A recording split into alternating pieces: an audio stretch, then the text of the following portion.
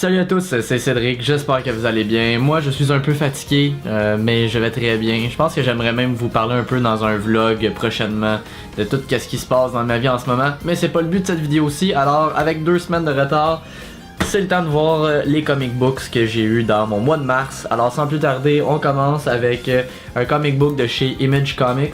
Alors on a ici Oblivion Song. Qui est jusqu'à présent dans le fond c'est à San Francisco. On sait pas encore pourquoi, mais il y a une partie de la ville et des occupants des années auparavant qui ont été envoyés dans une genre de zone parallèle où il y a des créatures extraterrestres qui tuent tout le monde. Et il y a un gars, notre héros principal, qui a l'air de monsieur qui a l'air d'un homme bien normal, là, rien de spécial qui est attribué à lui. Il réussit avec des gadgets, des machines, comme je dis c'est le numéro 1, fait que je suis pas encore, j'en connais pas encore beaucoup, mais il réussit à aller dans cette zone là, puis quand il trouve des gens encore en vie, il peut les tirer, puis il y a un d'or avec un produit qui ramène les gens dans la vraie réalité. Et à la fin, l'auteur Robert Kirkman, il dit que dans le fond, ça va être un événement vraiment gros et peu importe où vous pensez que ça s'en va, ou où vous pensez que l'histoire s'en va, vous vous trompez probablement. Alors j'ai hâte de voir c'est quoi, mais jusqu'à date j'ai trouvé ça vraiment intéressant, super cool. Alors Oblivion Song de Image Comics.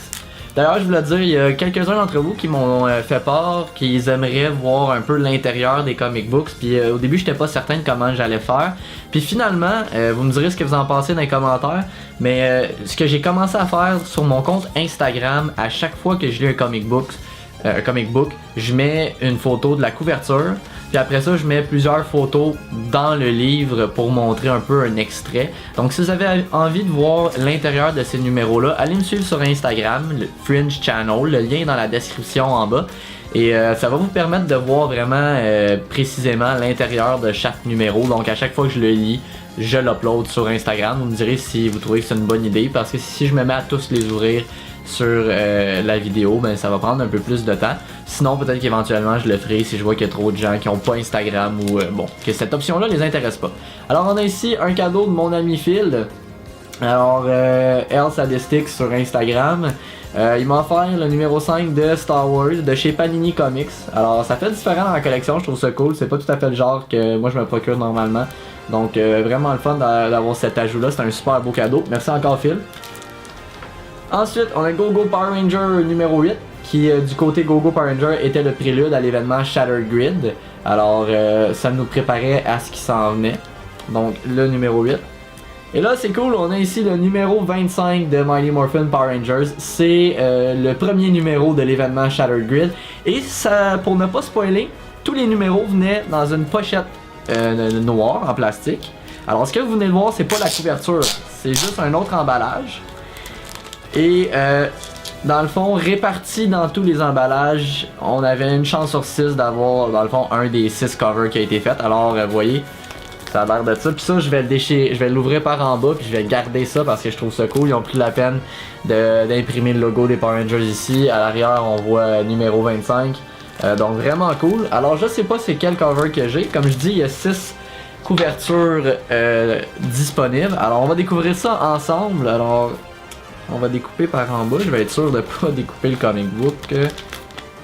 On va essayer de faire une job droite, même si c'est pas ma force. Maestro, roulement de tambour. Bon, parfait. Alors, qu'est-ce qu'on a?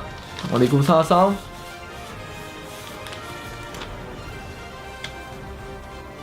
Alright, alors on a Lord Draken qui tient la casse du Power Ranger noir. Alors c'est cool, j'avais pour le numéro 0 le bleu, maintenant j'ai le noir pour celui-ci. Donc vraiment cool, alors ça vous donne une idée. Puis on a le nom de l'événement en haut, Shattered Grid. Alors là, tant qu'à l'avoir sorti, je peux quand même vous montrer un peu l'intérieur. Et l'événement, ça dit que ça va mélanger des Power Rangers de plein de séries. Alors voilà ici, on va aller un peu plus loin. Je sais pas trop qu'est-ce qu'on voit, attendez. On va essayer d'aller sur de l'action un peu, je sais pas si vous voyez. C'est le début de l'événement aussi, hein, donc là je veux pas spoiler pour ceux qui pourraient lire ça, attendez. Oh, il y a l'air d'avoir un beau... Bref, vous voyez un peu le genre de dessin. Puis à date, tout ce qui se fait du côté Power Rangers, C'est vraiment bon. Alors super cool, on a découvert ça ensemble. Je vais le mettre de côté et remballer le tout un peu plus tard. On a ensuite, pour ceux qui suivent mes vidéos de comic books, vous connaissez maintenant X-O Manowar de chez Valiant Comics. Alors, une autre série qui est très bonne, fortement recommandée à n'importe qui se cherche de la grosse science-fiction, mais qui est pas certain de où aller. Regardez du côté X-O Manowar, alors le numéro 13. Ensuite, on a le numéro 4/12 de Doomsday Clock qui mêle les Watchmen avec les personnages principaux de DC, Superman, Batman et compagnie. Alors, ça a l'air de ça. On a ensuite ici le dernier numéro de l'événement Dark Knights Metal. Alors j'ai maintenant tous les numéros, je vais pouvoir me donner à la lecture avec joie, je vais pouvoir le passer au travail de tous. J'attendais vraiment d'avoir le dernier avant de commencer, donc et voilà de quoi ça a l'air. On a ici Damage numéro 3. Alors j'ai hâte de voir ça contre Wonder Woman. Damage qui est un genre de Hulk dans l'univers DC, mais que j'aime beaucoup jusqu'à présent. Alors super beau cover aussi, j'adore. Et pour conclure, on a Batman White Knight numéro 6/8. Alors ça, j'ai fait une pause, j'attends aussi de toutes les avoir avant de les lire.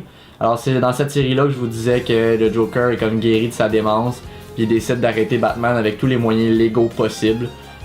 Donc ça a l'air de ça. Alors Batman White Knight. Alors voilà, c'était mes lectures comics du mois de mars. Je les ai pas tous finis, mais au moins j'ai pu vous les présenter. D'ailleurs, éventuellement, à ma prochaine commande sur Amazon, j'ai envie de peut-être changer un peu ma présentation de comic book. Vous me direz votre avis sur mon idée, mais au lieu de vous les présenter comme ça, avec ma face dans la caméra puis en vous les montrant, j'achèterai un petit support fait pour les livres et je vous présenterai mes comic books sur mon white background. Donc on me verrait plus. Puis ça serait stable, plutôt que je les tienne comme ça, qu'on ait des reflets, puis que je sois toujours en train de bouger.